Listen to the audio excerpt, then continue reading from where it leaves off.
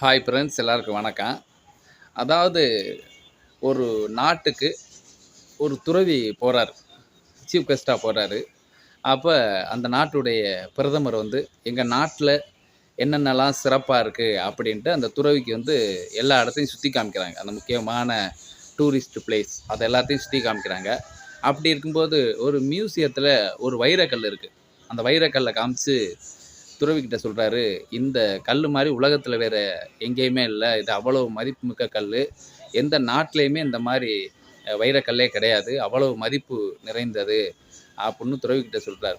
அதுக்கு துறவி சொல்றாரு, "பிரதமர் அவர்களே, இத விட மதிப்புமிக்க கல்ல நான் காட்டவா?" அப்புட்ன்ருக்காரு. "எங்க காட்டுங்க" அப்புட்ன்னு சொல்லியிருக்காரு. அதுக்கு துறவி சொல்லியிருக்காரு, "இந்தா பாருங்க" அப்புட்ன்னு சொல்லி ஏழை மக்கள் குடியிருக்கக்கூடிய பகுதிய கூட்டிட்டு போய், "இந்தா இருக்கு பாருங்க. இந்த கல்லு தான் உலகத்திலே மதிப்புமிக்க கல்லு." அப்புட்னோனே, "என்னது? இந்த ஆட்டுக்கல்லு உலகத்திலே மதிப்புமிக்க கல்லா? எப்படி?" அப்புட்னோனே, "இந்த ஆட்டுக்கல்ல மாவாட்டி தான் இந்த குடும்பமே பொழைக்குது. இந்த குடும்பத்துக்கு சோறு போடுறது அந்த ஆட்டுக்கல்லு தான்.